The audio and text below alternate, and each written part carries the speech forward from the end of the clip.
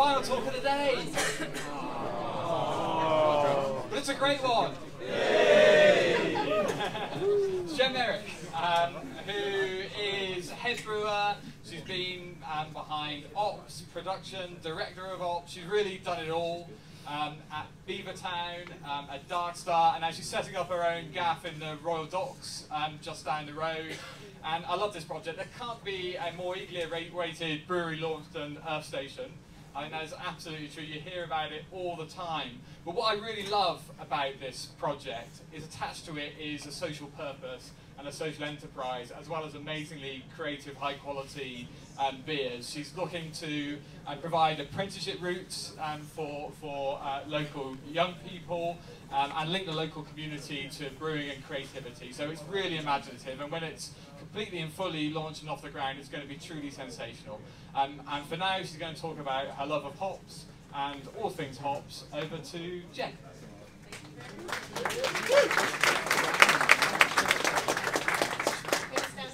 I hope that's okay for everybody. I'm going to talk about hops today and all the things that I think about when I think about designing hops into a recipe.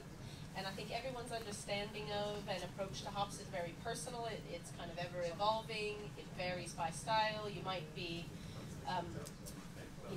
very new to brewing hoppy styles, or you might be brewing it all the time, but I think there's a lot of science out there. Increasingly, we have access to a lot of really good science online and things, and you can sort of think about and imagine hops into a recipe in a way that is much more sort of complex and well understood than you could maybe a few years ago.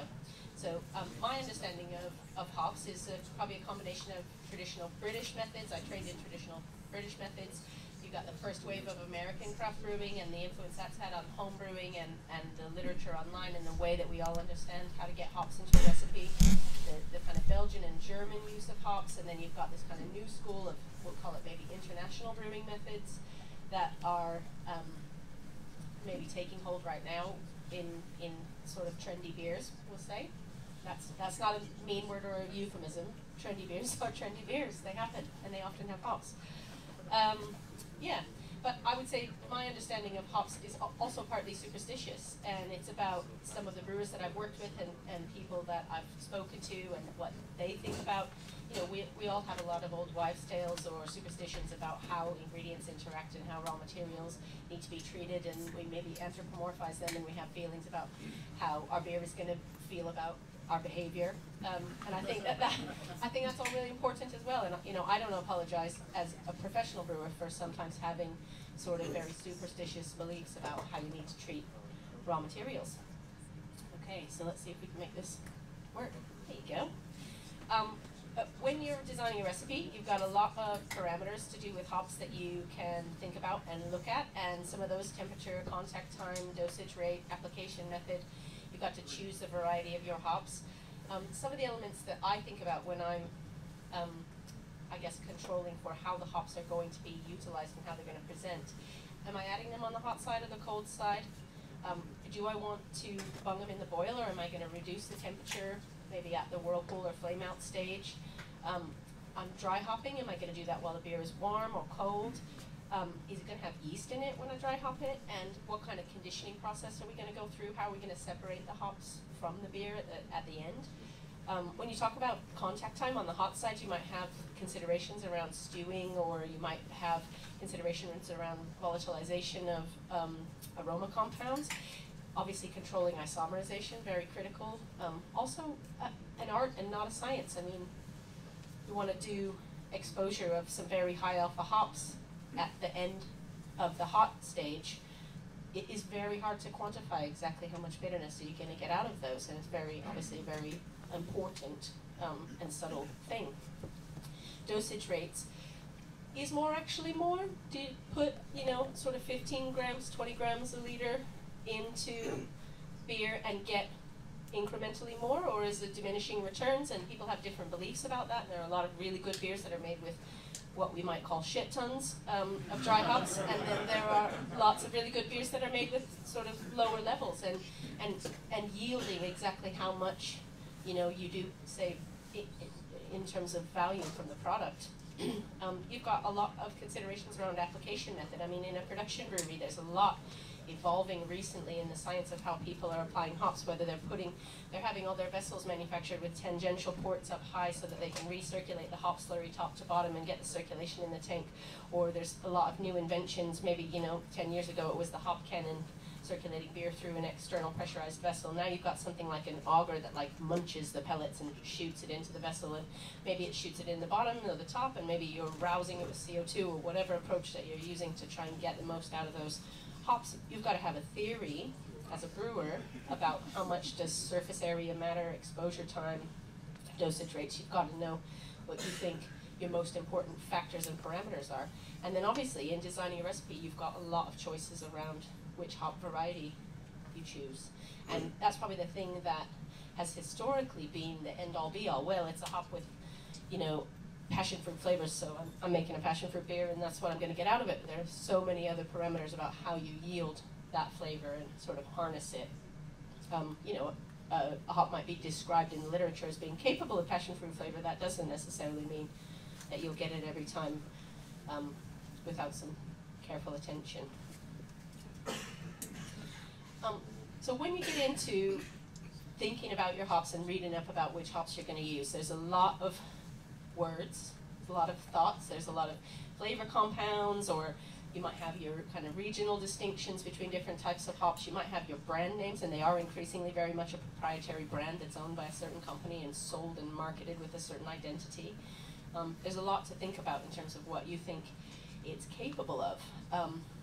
What do you know about the oil fractions in this hop? What do you know about the oil percentage and whether or not you're going to yield that? And I think some of the very interesting stuff is actually deeper than that, or comes before that, which I'd like to talk about next, which is about the kind of the production process of hops agronomically and as a commodity, and sort of how that governs what we as brewers get access to, what we can go to market and buy. And it's important, I think, to understand how they all come to exist so that you can be critical of those raw materials. And I think it's worth it for home brewers and professional brewers to demand the best quality product. It wasn't that many years ago that, say, you bought a pack of something US like Cascade in Britain, and it was very much the floor sweepings and the oxidized kind of warm stored leftovers that the Americans wouldn't take because they didn't think we knew anything about hops on this side.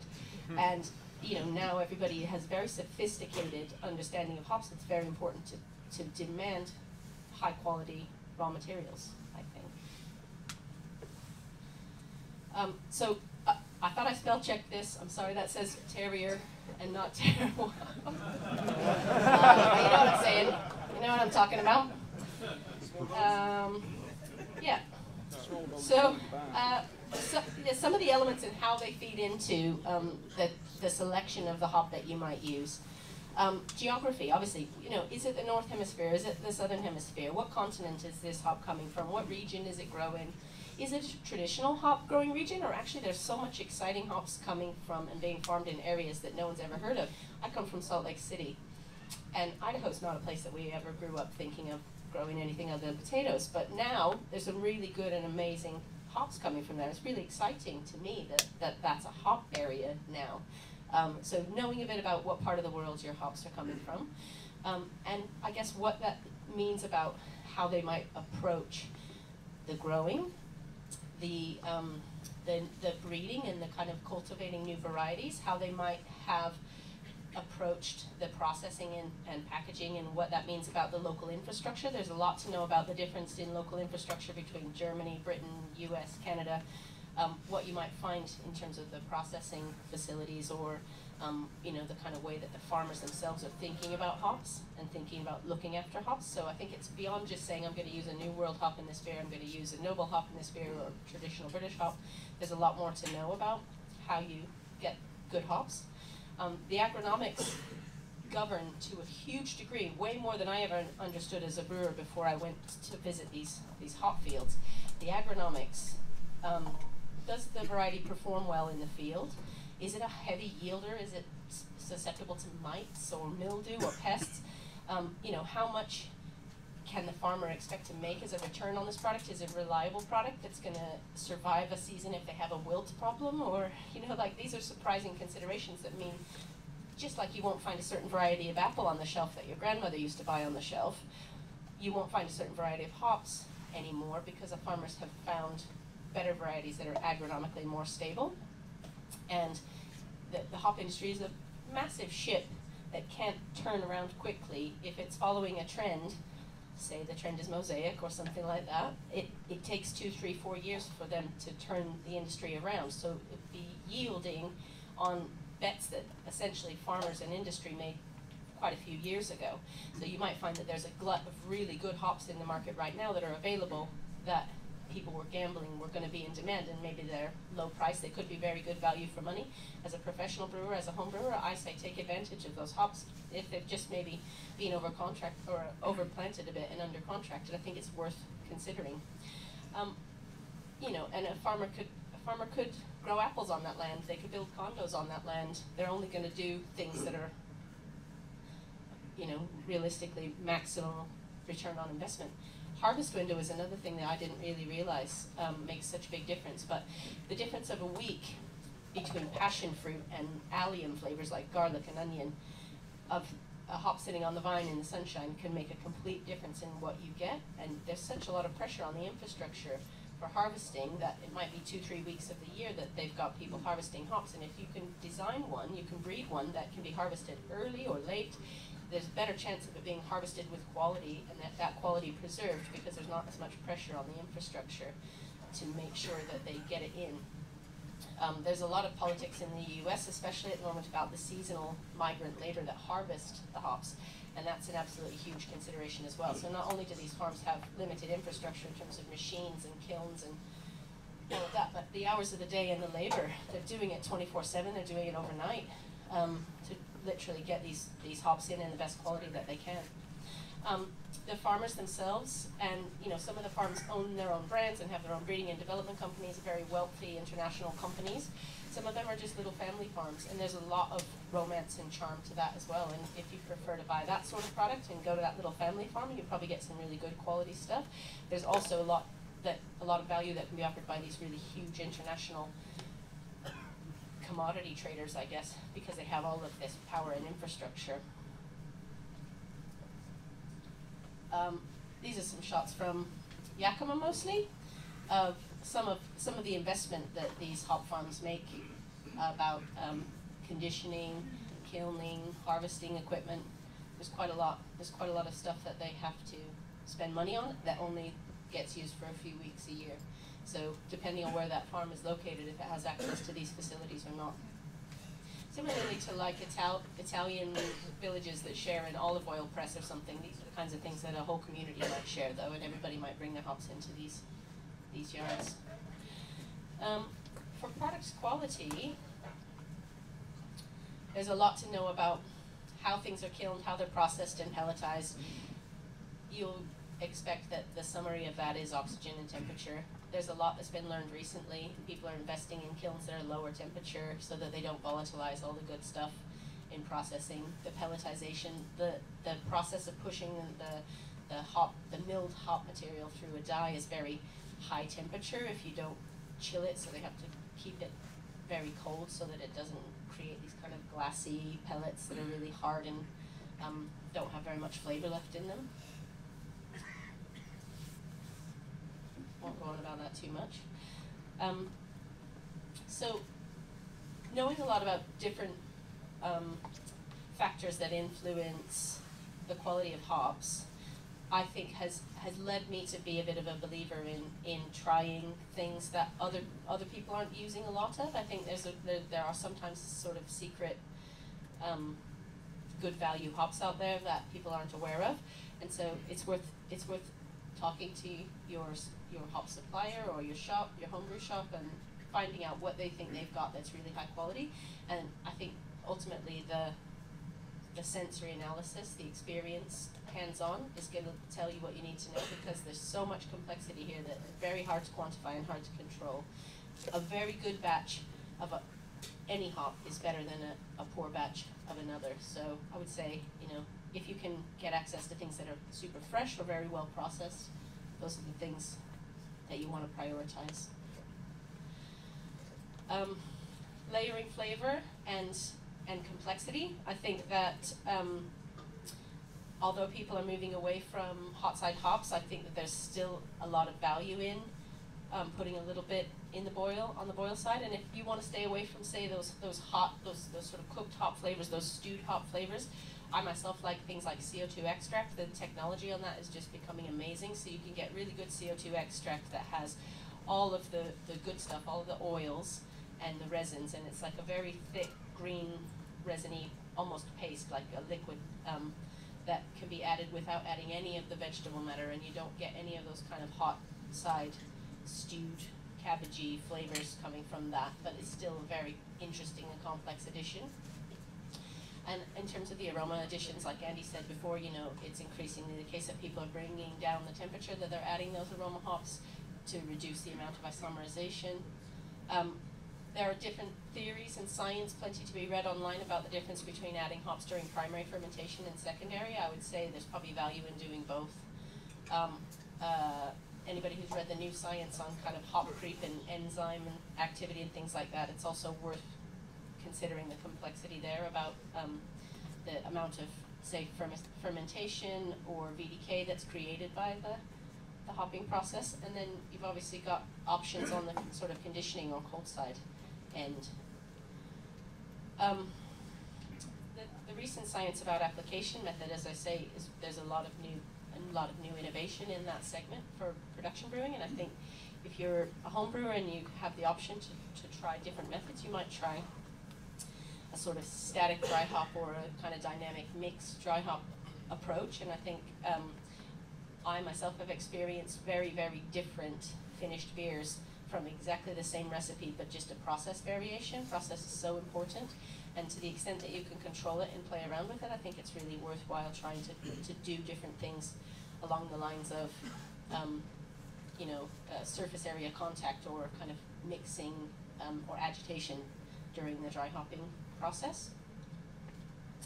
And yeah, the last thing I guess that I sort of want to say about designing a recipe with hops is the other factors that influence how the hops translate in your recipe. So not just the hops you've chosen or what you've done with them, but these other factors. So the grist bill and mouthfeel, the level of dryness, the level of acidity, carbonation, your serving temperature, yeast esters. They're really interacting with those hop aromas. So there's also the possibility of biotransformation playing a role, but you've got definitely yeast esters interacting with hop aromas, and I think that there's a lot of interesting, complex territory to be explored there.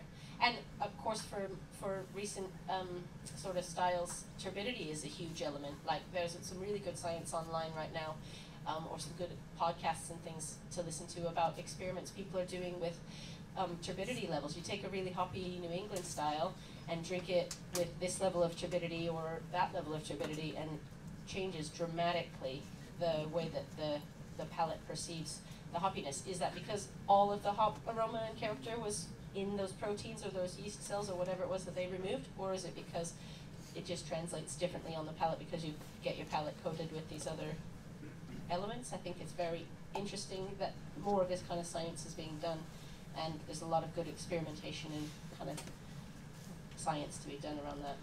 Yeah. Whether or not you've heard about it already, but I think it's worth looking into, and there's certainly some very good science on the subject recently. Biotransformation is a thing to consider and understand. Hop creep and the possibility of enzymes which have now been proven to be contributing to breaking down dextrins in finished beer. I think that's another thing that's really interesting in the literature at the moment. And then the science that's starting to be published on static versus dynamic mixing systems for dry hopping. That's my thoughts.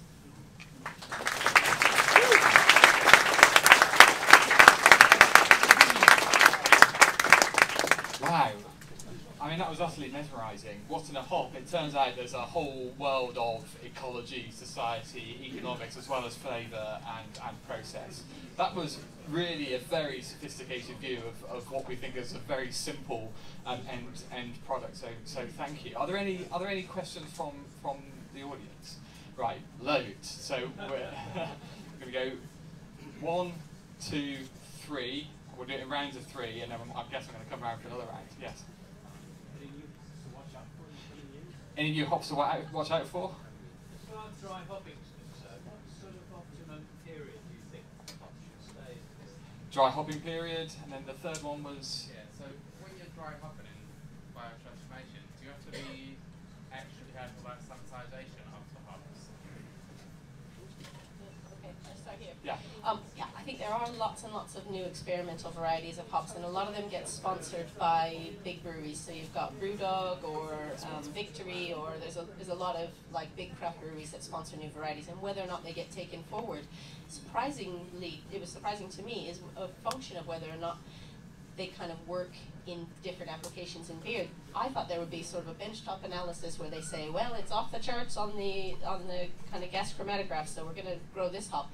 But actually, it has to be in production, and it has to be tried hot side and cold side, and you have to work with it a bit and really think about whether or not this is something that they're going to take forward. And the growers don't put it in the ground until a big brewery has worked with it for quite a few years and signed off on it. There's one at the moment called Brew1 that has like a sort of strawberry sweets kind of very, I think it's very likely to be a big new hop thing because of it being in the ballpark of the kind of very juicy, fruity, sweet flavors. So I would say that, watch out for that one. Dry hop period? There's a little bit of science about exactly what the minimum exposure time could be, and there used to be a lot of questions around that when everyone was using these hop cannons that were just circulating the beer via the hops for a set period of time. But I would say that I think that there's an evolution, and the amount of time that you leave hops in contact with yeast, I think, really matters, and I think there's a smoothness and a roundedness, so maybe you'll yield all of the flavor from your hops very quickly, but then I believe there's a bit of an evolution after that that comes from leaving it warm, leaving them in contact, and letting the flavors sort of evolve. And it's a very traditional mindset that beer needs conditioning time rather than just expedite it through the system, bung it in a centrifuge and get it in the package. I like the idea of beer spending time in tank, and I do believe it contributes something, but 36 hours, they say, is about the time. And I didn't quite hear the third question. Excuse me. It's about when you're dry hopping, do you have to, like if you use the hops in the boil, do you have to make sure that they're sanitary to put them in the dry hop? There is actually a really good talk online. There was a study done by Sierra Nevada recently that was about whether or not, because it's a fresh product out of the field that hasn't been sterilized, does it contribute microbes? Is that your question? Yeah. And whether or not acidity protects the beer from those microbes, or the ABV, or the hops' antimicrobial properties themselves. So there's a lot of protective factors in beer that makes it safer to drink than water. And they actually found that it did bring microbes, and they put it in a solution that was designed, that wasn't beer, that was designed to let those microbes flourish and sort of show what they were and whether or not they would take hold. There are microbes in the hop material, and there are also, as we know now, live enzymes, so they will have an impact on the kind of microflora of the beer. But ultimately, even at very high dosage rates, they didn't end up spoiling the beer, and I think that's down to the antimicrobial properties combined with the fact that you've got a low pH and an alcohol content. Great. There was a question over there, and there was 2 at the back, so I'm going to go there, and then for you. Let's take those 2. You go first. I just put my hand up, so there might be someone else. Just go for it. Go. I'm really interested in dynamic mixing. So on a homebrew scale, do you have any ideas about how we might do that? Is it like putting a fermenter on a magnetic stirrer very gently, or? So how do you do dynamic mixing on a homebrew scale? And then that one? Question around dry hopping. Do you have any sort of thoughts around preferred temperature for dry hopping and affecting temperature on dry hopping and flavour? Temperature on dry hopping and flavour. Okay. I mean, I think a mixed plate would be a cool idea. That sounds awesome. Let's play with that. Let's try it. The idea that it gets sort of circulated and that all the beer gets exposed, and I guess if you operate on the theory that the beer has a maximum saturation point for aroma compounds, then the idea that you're only exposing maybe a portion of the beer, that there's stratification in that dry hopped container of beer, it makes sense that you would want to circulate it around and get the kind of surface area exposure. So yeah, to my mind, makes sense that you do a little bit of mixing, and being able to visualize it in a container. If you're in a container that can be looked inside of and see what it's doing, that's actually better and easier than these tremendous CCVs where we just have a theory about what's going on inside. And vessel geometry plays a role in dry hop performance, but also agitation or mixing definitely plays a role. Temperature for dry hopping. I've done some experiments around temperature, because ideally in a brewery you would be able to crop and repitch your yeast, and so to get the yeast off the beer but also achieve the best dry hop character was always the kind of mission. So you've got to crop some yeast before you dry hop, and a little bit of like a glycol shock, give it a little bit of a crash chill, maybe by 1-2 degrees down from fermentation temperature. You say you're going from 21 down to 19, get a little bit of the yeast to settle out, crop it, and then dry hop around that temperature. It's possible that even warmer would be optimal for dry hopping, but I did find that colder was less optimal. So we would get better yeast flocculation, say at 15 degrees or 13 degrees, but less good dry hop character. So I would say warmer, but you've got to do what you've got to do. Final question. As an American, you've given us the view on American hops. As an American, how do you see the future of English hops? Future of English hops from an American perspective or broader perspective? Yeah. No, I think that's really interesting and exciting, actually. I think that there has been a huge investment in not just the infrastructure for processing and growing hops in the US, but also the breeding program. And if that type of investment was made in Britain, I'm certain that Britain could come up with some very interesting hops. Even the limited investment that's happening, there are some very interesting things happening. And I also think trends will pass through, and there will be a time that the existing styles of traditional British hops will have their day again. We've come to the end of our talks. What a shame, and it could have carried on for so much longer. I want to first of all ask you to give yourselves a round of applause, because you've been absolutely amazing. Thank you very much for spending the time. And you also put your hands together for Jager Wise, Pete Brown, Sophie Duron, John Keeling, Dave Carpenter, Andy Parker, Andy Patterson, and Jenn Merrick.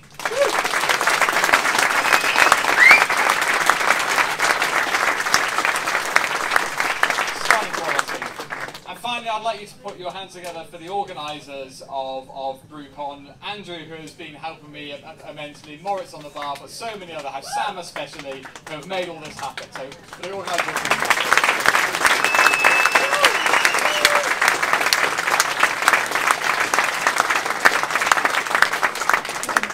Finally, I would say, quick suggestion, you might want to move very, very quickly from here to the main hall, because the winners of Brewcon World Series 2 are about to be announced. Go enjoy your evening. Thank you very much.